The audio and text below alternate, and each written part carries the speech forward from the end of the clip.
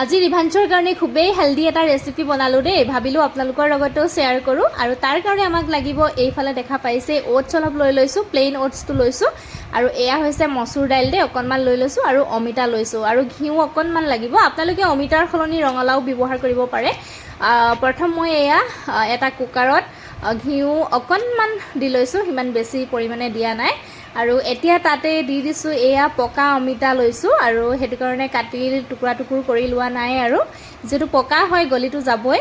আৰু এইফালে দেখা পাইছে আপোনালোকে ধুনীয়াকৈ অমিতাটো অকণমান সিজি গৈছে।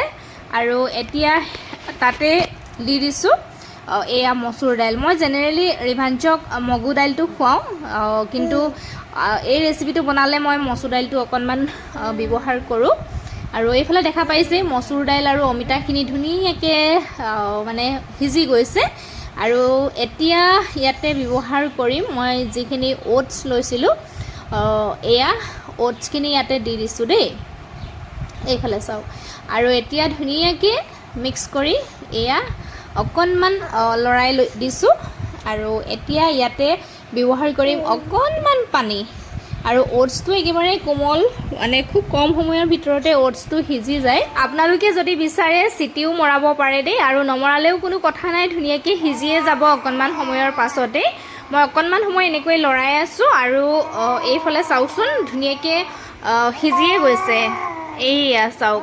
আৰু কালাৰটো ইমান ধুনীয়া হৈছে, যিহেতু পকা অমিতা দিছিলোঁ।